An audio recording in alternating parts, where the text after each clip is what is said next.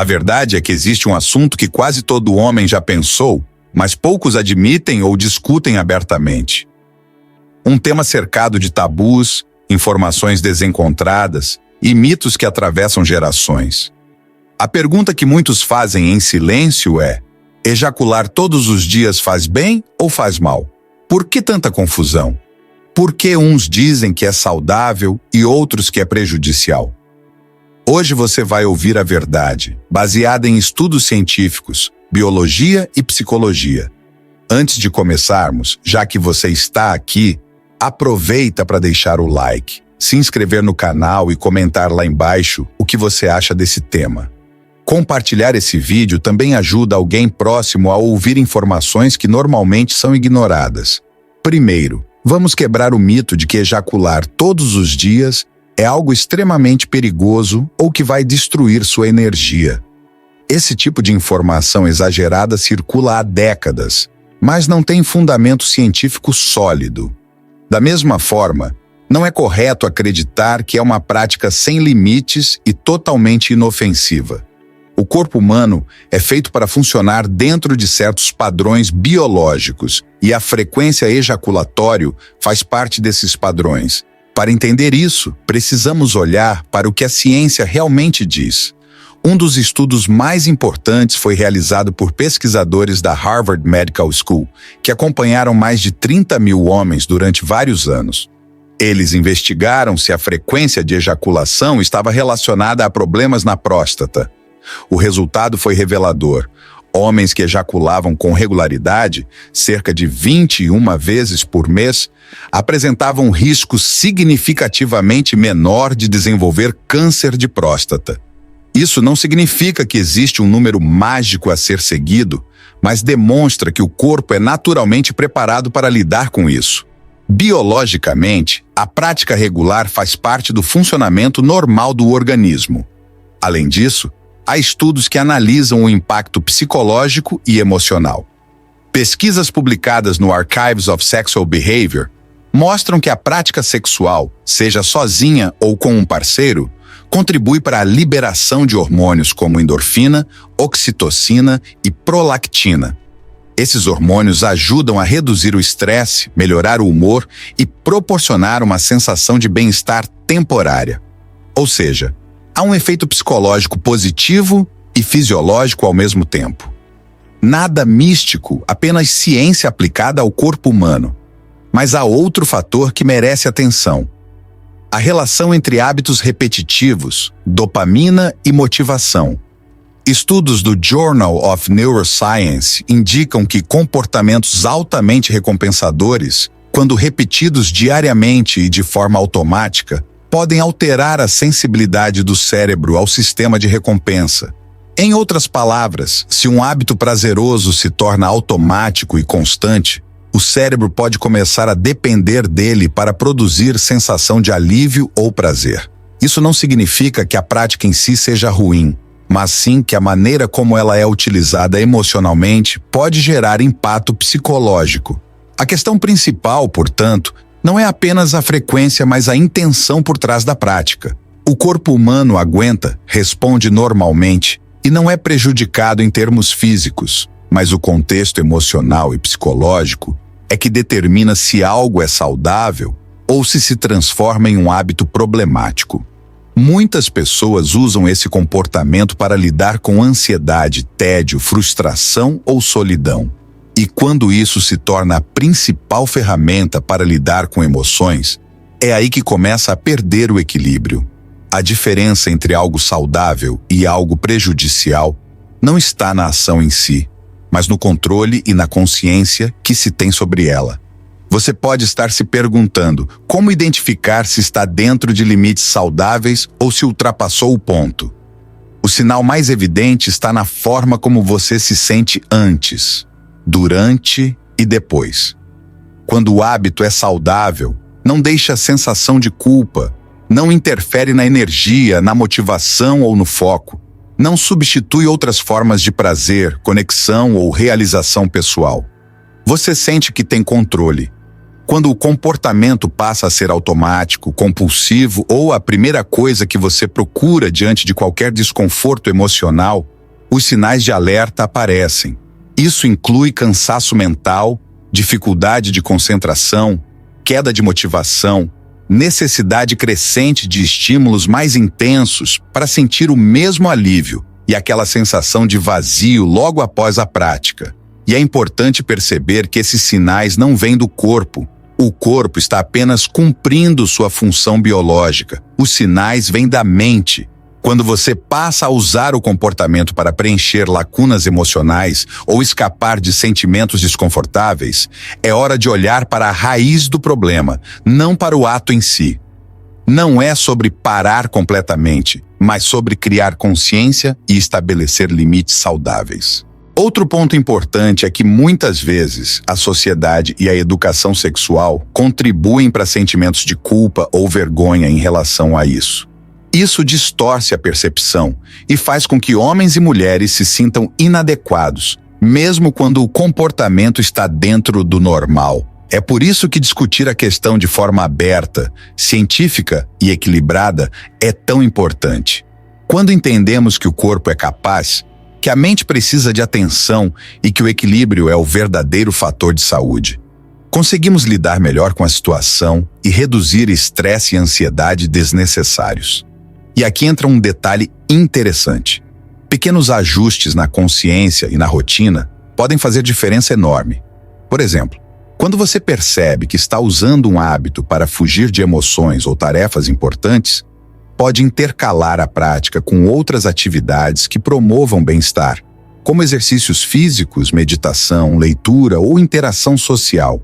Isso não apenas reduz a dependência emocional do hábito, mas também melhora o equilíbrio geral da vida.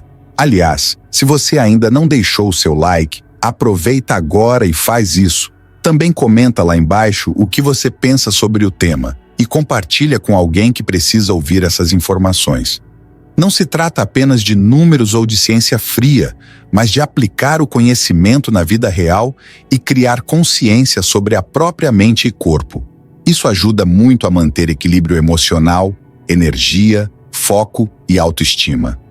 Além disso, existem nuances que raramente são discutidas: a relação entre hábito e motivação.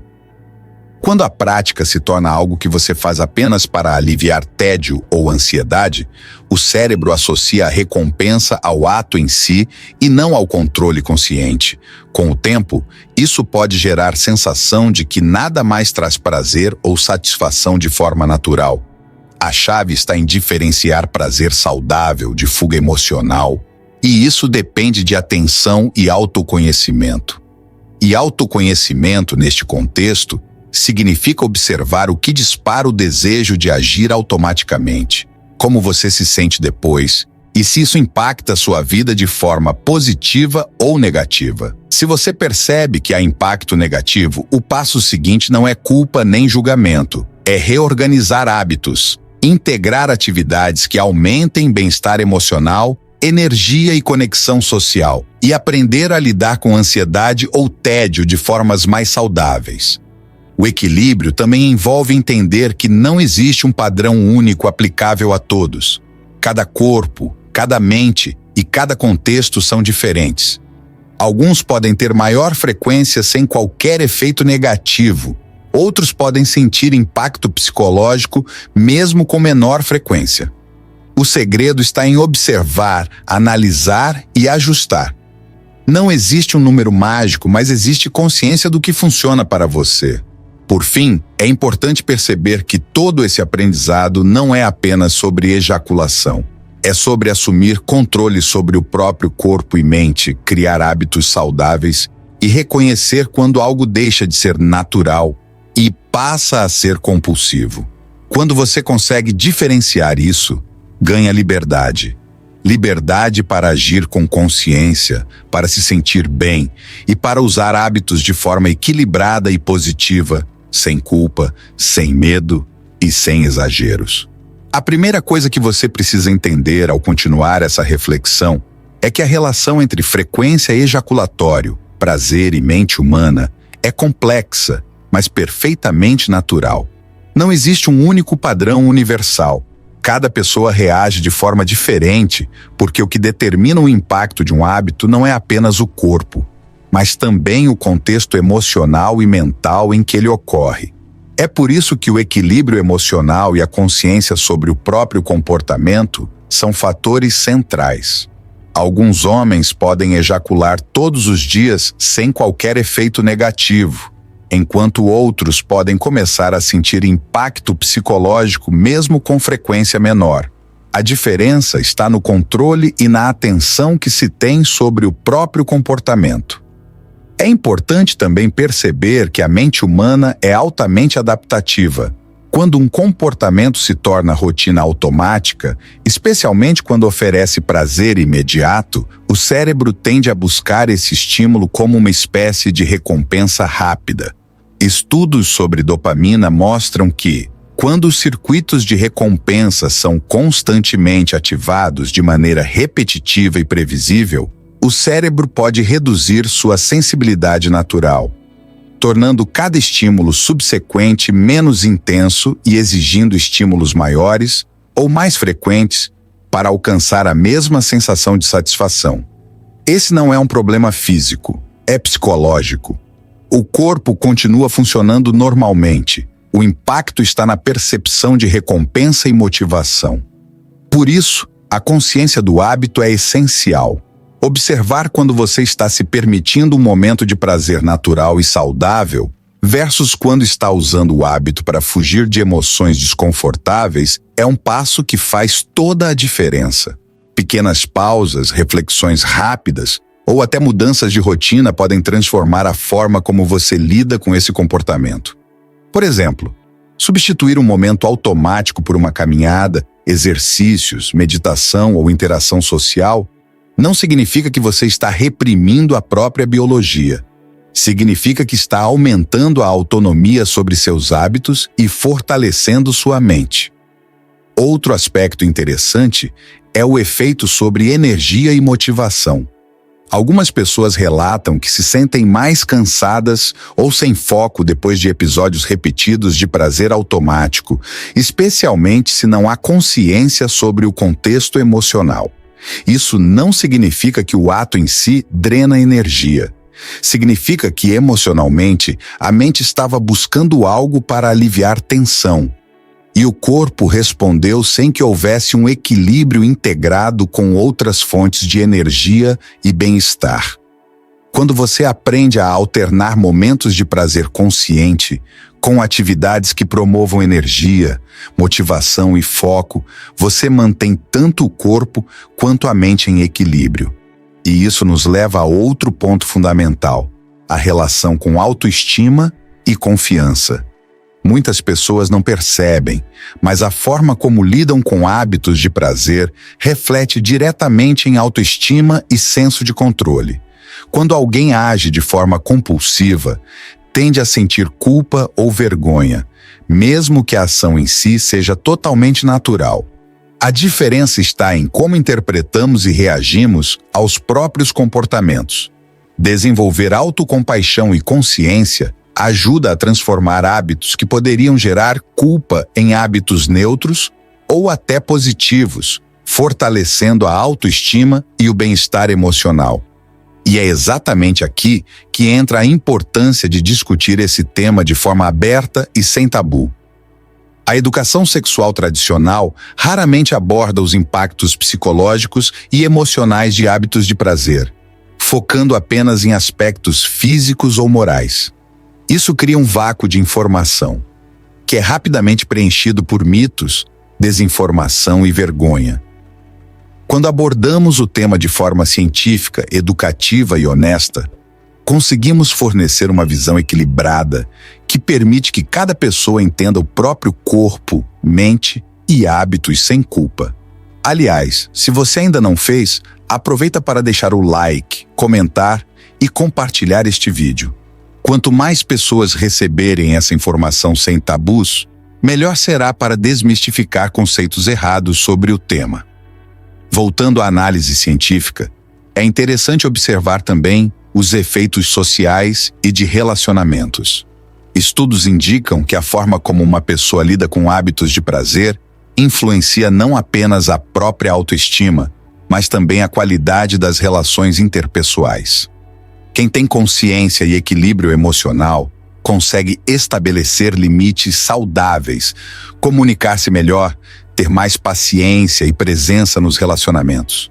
Por outro lado, quando a prática se torna uma válvula de escape, pode gerar afastamento, distração ou insatisfação. Isso não significa que a prática seja ruim.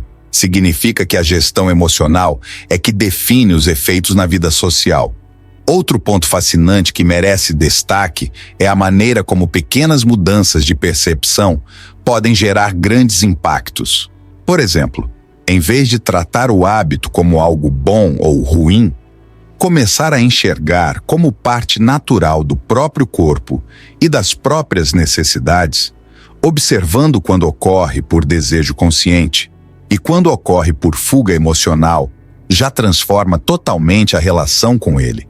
Estudos de psicologia cognitiva mostram que a autoconsciência e o monitoramento de hábitos reduzem efeitos compulsivos e melhoram o controle de impulsos. Ou seja, o simples ato de perceber e refletir faz diferença real no bem-estar. E é aqui que entramos no conceito de liberdade emocional. Quando você entende que o corpo é capaz e que a mente precisa de atenção, você deixa de ser controlado pelo hábito. Você escolhe conscientemente quando e como agir.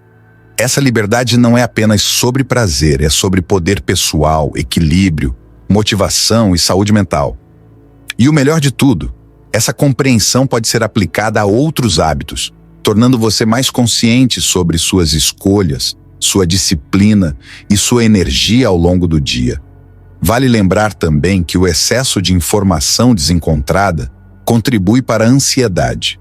Quando a mídia, amigos e redes sociais dizem que ejacular todos os dias faz mal, muitas pessoas sentem medo ou culpa, mesmo sem sinais claros de prejuízo físico ou psicológico. A ciência nos mostra que o problema não é o número de vezes em si, mas o contexto emocional, o controle do hábito e a consciência sobre ele. Essa distinção é fundamental para reduzir a ansiedade e aumentar bem-estar. E aqui está outro ponto importante: a percepção de energia e produtividade. Alguns homens relatam sentir cansaço ou falta de foco após episódios repetidos de prazer automático. Mas a pesquisa indica que isso não é causado pelo corpo, é resultado da interação entre hábito e estado emocional. Quando o cérebro usa o comportamento como escape de emoções ou estresse, há uma diminuição temporária na motivação para outras atividades. O segredo é alternar práticas conscientes com atividades que promovam foco, energia e satisfação emocional de forma equilibrada. Além disso, a reflexão sobre intenção é essencial. Pergunte-se: estou fazendo isso por prazer consciente ou para escapar de sentimentos desconfortáveis? Essa pergunta simples ajuda a distinguir comportamento saudável de compulsão emocional. E quando a resposta indica fuga, pequenas mudanças na rotina e no pensamento podem transformar o hábito em algo neutro ou positivo, sem necessidade de repressão ou culpa. Outro efeito relevante que poucos comentam é a relação com autopercepção. A forma como lidamos com hábitos de prazer influencia diretamente a percepção que temos sobre nós mesmos. Quando sentimos controle, consciência e equilíbrio, nossa autoestima tende a aumentar. Quando sentimos que algo nos domina, mesmo que seja fisiologicamente normal, a sensação de impotência pode gerar culpa, vergonha e desmotivação. Reconhecer esse padrão é fundamental para ajustar a relação entre corpo, mente e emoções. E vale reforçar: não estamos falando apenas de números ou frequência. Estamos falando de contexto, consciência e equilíbrio.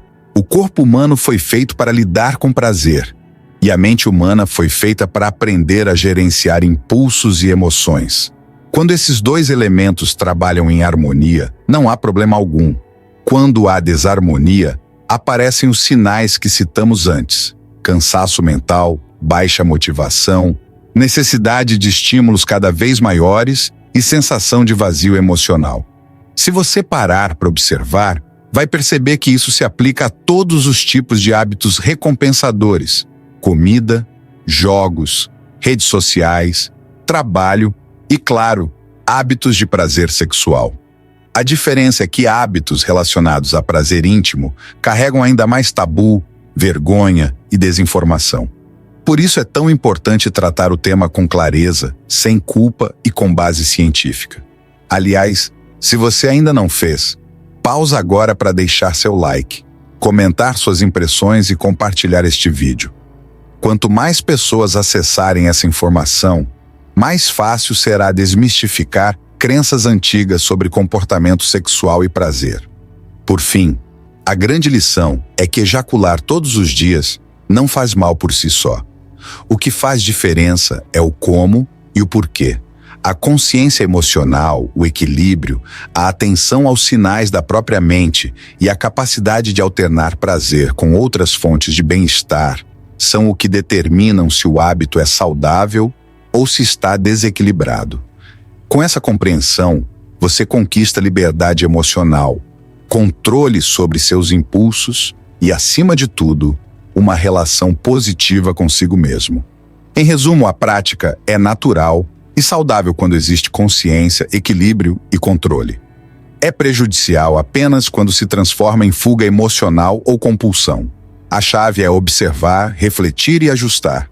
E isso não é sobre números, moralidade ou exageros. É sobre conhecimento de si mesmo, equilíbrio, prazer saudável e bem-estar emocional. E assim, chegamos ao ponto final desta análise. A verdade que ninguém te conta é que o corpo suporta, a mente precisa de atenção e o equilíbrio é a resposta real para a pergunta que muitos têm vergonha de fazer. Ejacular todos os dias faz bem ou faz mal? A resposta está dentro de você, na forma como você observa, entende e gerencia seu próprio comportamento.